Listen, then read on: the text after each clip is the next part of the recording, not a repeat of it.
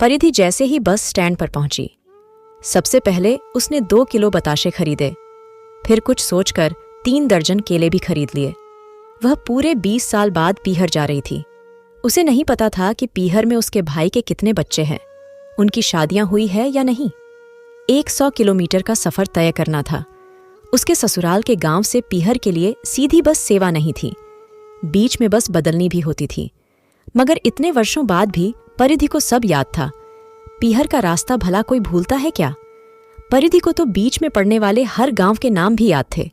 बस में बैठते ही परिधि ने महसूस किया जैसे उड़न खटोले पर बैठ गई है। मन कर रहा था उड़कर बस कुछ देर में ही उसे पीहर की नगरी पहुंचा दे। बस चल पड़ी। तब परिधि ने अपना बड़ा सा थैला सरकाकर पैरों के बीच में रख लिया। बहुत बड़ा खजाना जो थैले में था। 2-3 किलो बेर थे जो परिधि ने अपने खेत से तोड़कर पीहर ले जाने के लिए इकट्ठे किए थे। थैले में 2 किलो के आसपास मूंगफली भी थी जो उसने अपने बड़े बेटे के ठेले से थोड़ी थोड़ी उठाकर इकट्ठा की थी। इतना सब कुछ होने के बाद उसने केले और बताशे भी खरीदे थे। मायके में उसका इकलौता भाई और उसका परिवार ही तो था। परिधि को लगा इतना सामान पर्याप्त है। चलती बस में उसने थैले को खोलकर देखा। केले सही सलामत थे। वे सामान में सबसे ऊपर थे ताकि खराब न होने पाए। परिधि के 2 बेटे थे, दोनों की शादियां हो गई थीं। बड़ा बेटा गांव में ही मूंगफली का ठेला लगाता था, छोटा बेटा मजदूरी करके अपना घर चला रहा था। परिधि बड़े बेटे के साथ रह रही थी। 3 महीने पहले ही परिधि के पति का देहांत हुआ था। लिवर खराब होने की वजह से उसकी मृत्यु हो गई थी। परिधि अब विधवा थी। अब परिधि की कलाइयों में चूड़ियां नहीं थीं। पति ने खाट नहीं पकड़ी थी, चलते फिरते ही दुनिया से उठ गया था। आज वह 20 साल बाद पीहर जा रही थी। इसकी वजह भी पति ही था। उसने परिधि पर बंदिश लगा दी थी कि वह भूल कर भी पीहर जाने की न सोचे। वह पियक्कड़ था, पीते समय दिन और रात नहीं देखता था। जब परिधि के भाई की शादी थी तब पीकर फुल हो गया था। वरमाला के समय दुल्हन पक्ष की औरतों के साथ बदतमीजी करने के कारण उन औरतों ने उसे चप्पलों से पीट दिया था। पिटाई होने के बाद जब नशा कम हुआ तो वह बिफर गया। अपमान का बदला लेने के लिए परिधि के पिता यानी अपने ससुर से बोला, शादी कैंसिल करो। मगर परिधि के पिता ने बिना दुल्हन बारात लौटाने से साफ इनकार कर दिया था। दुल्हे का जीजा था, वो इस कारण अपमान सह नहीं पाया। शादी बीच में ही छोड़कर आ गया। आते ही परिधि से बोला, मेरे साथ रहना है तो अभी चल, वरना फिर मुझे भूल जाना। बेचारी परिधि भाभी का मुंह भी नहीं देख पाई थी।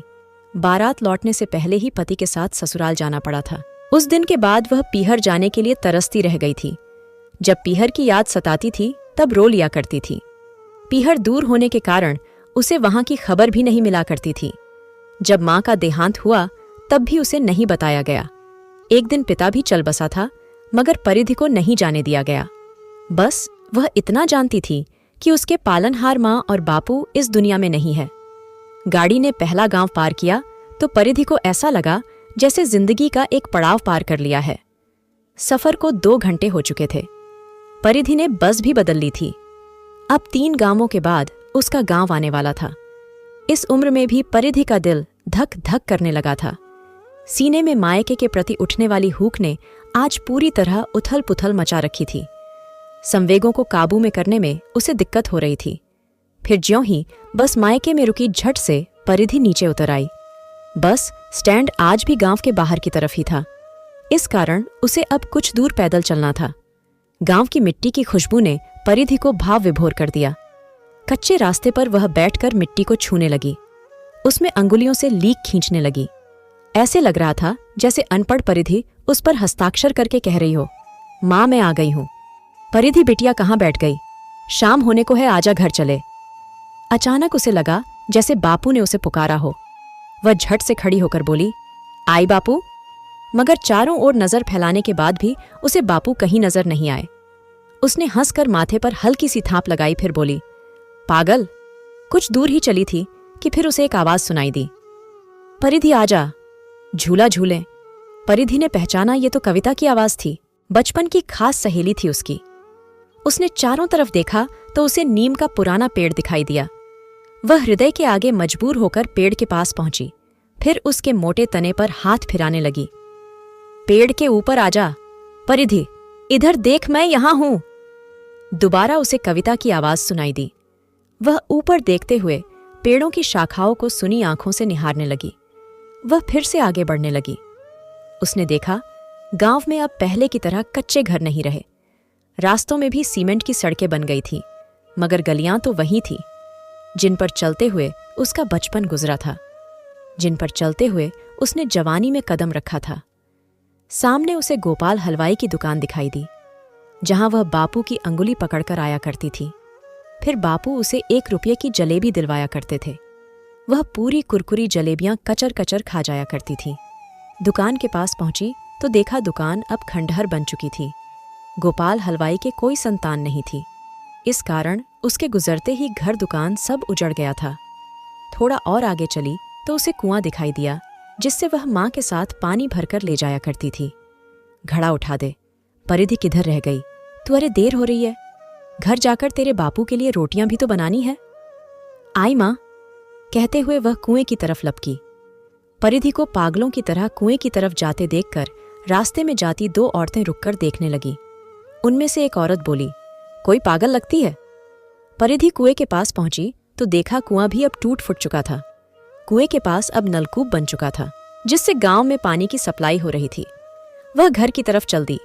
रास्ते में खड़ी औरतों की तरफ उसने देखा भी नहीं। ज्यों ही घर के द्वार पर पहुंची, उसकी चाल तेज हो गई।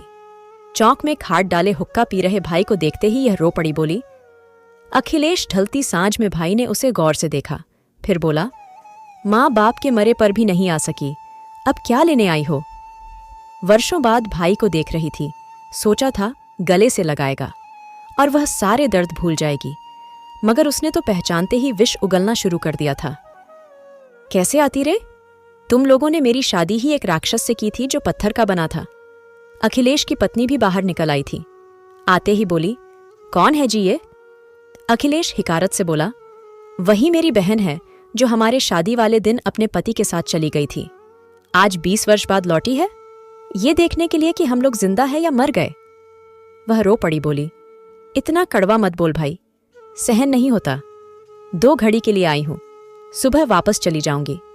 रात को 2 रोटियां खिला देना, बस इतना सा मान रख ले। और जली कटी सुनाने से पहले ये भी बता दे कि मैं तो जेल में थी जहां मेरी मर्जी नहीं चलती थी, मगर तू तो आ सकता था ना।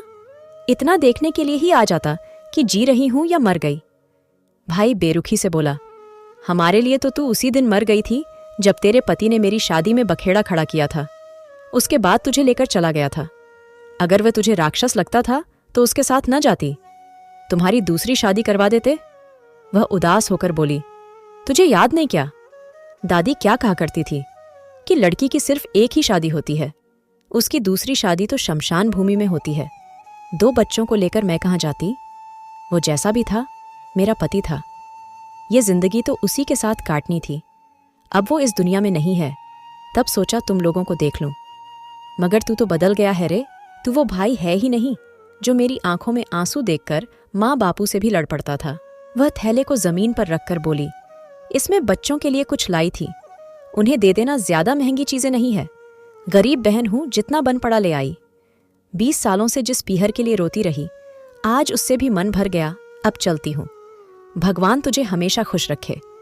वह जाने के लिए मुड़ी ही थी कि अखिलेश बोल पड़ा, दीदी। परिधि के कदम रुक गए। वह चलकर परिधि के पास पहुंचा तो परिधि ने मुड़कर उसकी तरफ डूबते सूरज की रोशनी में देखा। वह कोई अजनबी नहीं था, उसी का छोटा भाई अखिलेश था, जिसे कभी उसने गोद में खिलाया था। फिर वह खुद को नहीं रोक सकी, रोते हुए उसके गले से लिपट गई। फिर दोनों एक साथ रो पड़े। उन्हें रोते देखकर अखिलेश के बच्चे और पत्नी भी अपने आंसुओं को नहीं रोक सके। फिर सारे गिले शिकवे आंसुओं में बह गए।